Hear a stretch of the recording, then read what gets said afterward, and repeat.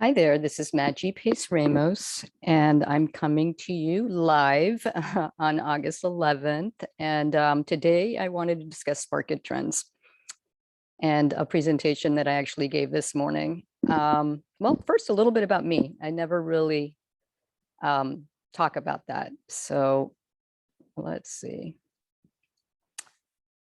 Well, that's my better half, and we've been together for 19 years. His name is Martin Drost. We have a place in Maine that we love, and we're there like twice a year. We love metal shows, and we love actually all sorts of music, but we have a lot of fun at metal shows. That was Iron Maiden in the rain. It's really funny. We are nature lovers. That's us in Patagonia. That's me just admiring an amazing tree in the Pacific Northwest. We love our family. And that's my parents. I lost my father recently, so that's it's been a difficult time. That's Martin with his mom in Maine, and our three Pride members. Oh my goodness, they have turned our world upside down. Okay, so a little bit about me. I've been a realtor, a Miami realtor since 1993. I'm a second generation realtor, meaning that my parents are realtors. I grew up with this. It's in my blood. I've been studying the market since I was a kid. I'm a Miami native. I've negotiated well over 4,100 transactions. I have many, many designations. I believe in continuing ed, and I love taking new courses and learning new things. My latest are senior real estate specialists, which focuses on elderly, and the green designation, which focuses on environmental. So what's going on in Miami? Man, Miami is on fire. These are just some recent articles in the past week. I'm always keeping up on articles and everything Miami. So the Miami movement is real, and our metro area is on the way to becoming one of the country's top tech hubs. South Florida has been a magnet for company reloads. Companies basically cut their corporate savings in half if they're coming from Cali. It's not just Amazon. South Florida industrial market growing 18 months after pandemic onset. Miami's ranked best 15-minute community. Hold on, let's go back to that. 15-minute city in the US, meaning 15 minutes where everything you need is within 15 minutes, access to dining, schools, medical, etc. So what has that caused? That has caused the Great Migration. And I always have this picture in my mind when I think about this. That's the wildebeest migrating in Africa. And Miami is just on fire. Everybody is now here. We are getting people from California. That was never a feeder market for us, and now it is. And the Northeast has always been a feeder market, but they are now moving down here. And what we're seeing that's very different is that they are opening companies down here, and we've become a tech hub. It's just amazing what's happening. It's pretty interesting to see. Okay, so will the migration to Miami last, or is it just the next big bubble? And valid question. We have had crashes before, but it's not, from all indications, we are not going to burst. This is a major growth period, not an artificial market. It will slow. All markets slow. It's just the nature of things. It's, used to be a 7-year cycle. It might be close to that now. But basically what people are concerned about is what happened in 2008. And there's a huge difference between 2008 and now. In 2008, buyers were coming out of the woodwork, buying properties they could not afford. The lending guidelines were super lenient. That caused some major problems. Developers were offering units with no money down. There was a lot of new construction. It was just the perfect storm for a very, very serious market correction. And a lot of things have changed since then. We all know that. Let's go to now, 2021. The market growth now is based on demand. You can't, the lending guidelines are strict there, and you have to have a good amount of money. This is, we're a very cash driven economy. Initially, the demand was COVID driven. People were leaving like New York and other cities to come to Miami. But now what we're seeing is people are moving here and moving their businesses here for lower cost of living and lower taxes. It's the great tax migration. And of course, a huge demand for fresh air. We do have, I think, one of the top 3 best air quality in the country.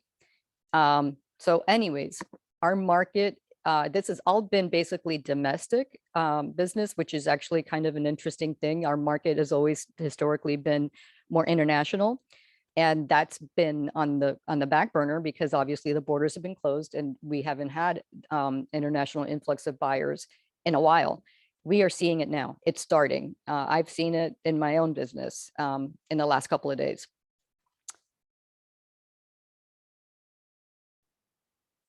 Okay.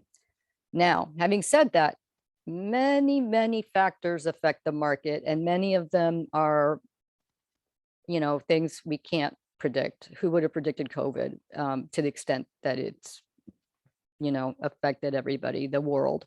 Who would have predicted what happened at Champlain? I mean, my goodness, a condo tower, a luxury condo building collapsing, and nobody would have predicted that. It doesn't take much to shift the market. There are still lots of good opportunities if you're a buyer or a seller. The only way to time a market is in the rearview mirror. You're not going to know when a market is shifting until it's too late. So you don't want to miss out. Get in the game. Okay, so why do sellers even need realtors? Valid question. It's a super busy market. But not all transactions are closing. I mean, they close eventually, but they're not going to close with the first contract. Most are not closing with the first contract. It's very stressful for sellers, especially if they're owner occupying properties. And even if they're not, if they're investors and they have tenants, how do you plan? I mean, you can't you just can't plan. It's crazy. So what we're seeing, if you follow the what's going on in the MLS, you follow the history of transactions, it's, a lot of buyers are using the inspection period to just figure out if they even want a property. They may not even have seen it. They're just locking up properties. Buyers are desperate, especially if they're coming from other states. They're just locking things up and then deciding without even like an intent, with the intent of closing. This is why, as a listing agent, I do like to meet buyers. There's many things I consider when I'm meeting with buyers at one of my listings, and motivation is key. I can have a lot of things that I look at, and I try to select the best buyer that I feel will actually close. This takes more time. This is a lot of work. And most agents don't do this. The other thing to consider is that the MLS, they just did a study, a 2-year analysis, and homes listed in the MLS sell for 17% more. Based on an analysis from the National Association of Realtors. This is not surprising. We've known this in the real estate industry for some time. So who can I help? Let's see, things that you should think about, whether it's yourself or for somebody that somebody that's moving from another state or another country. I am relocation certified. There's a very specific set of skills that go along with relocation clients. Buyers don't know anything about the area, so I provide area orientations. It's a lot. It's not just a regular transaction. They don't know where to buy. I have to show them many different areas, to show them where the hospitals are and things that are important to them. And I've been certified, relocation certified specialist for many years. I used to do a lot of corporate relocation work. People that need a bigger house, local people that need a bigger house. Our house is too small. They want a pool. They want, a larger garden. They want another area for, homeschooling, if that's what they're doing, or they want, a second home office, or, there's just a lot of needs that have changed because of COVID. This is a biggie. We want to move, but where will we go? How can we sell? What will we be able to buy? That's something I hear all the time, recurring theme. And that would be a great person for me to work with. I'm an excellent negotiator. I can negotiate anything. I've negotiated post-occupancy agreements with, in divorce with divorce clients where the husband wasn't untitled, there was no lease. I've been able to get 6 months free rent because just to get the husband to agree to to allow the sale. I've also done that with anybody. I've been able to get, I look at all the different offers and I negotiate the best one for that client. And I also look at what is the need for the seller, what's their time frame. And I can make that work. Thinking of retiring early. I know a lot of people that are doing that. That'd be somebody I would love to speak with. Wanting to move to our second home, hearing that a lot too. A lot of people are leaving Miami and they're going to, their second home, wherever that may be, in North Carolina, Georgia, wherever. Want to purchase a second home. A lot of people want to purchase a second home here in Miami. There's lots of great opportunities, especially in the condo market. Concerned with living in a condo. This is big. This is actually something they should be concerned with. Not so much for the structural integrity. Of course, that needs to be addressed and looked at, but that's not what I'm talking about. I'm talking about the cost of owning a condo is going to increase substantially as a result of what happened with the Champlain collapse. That's something that will affect all condo buildings in Miami, and probably not only Miami, but it'll affect new, old, doesn't matter.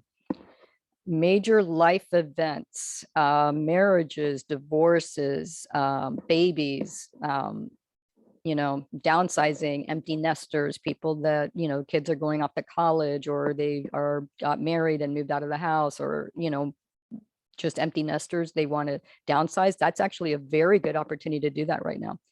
The perfect ideal opportunity to take advantage of would be a seller wanting to sell a larger home and thinking about moving into a condo. That would be a great opportunity to do that right now. This is a very unique opportunity where you could be in a seller's market and a buyer's market simultaneously. This has never happened since I've never heard of this happening before. Parents moving in, that sandwich generation, multi-generational housing. If you are in that situation, you're going to probably need a bigger home, with access for in-law quarters.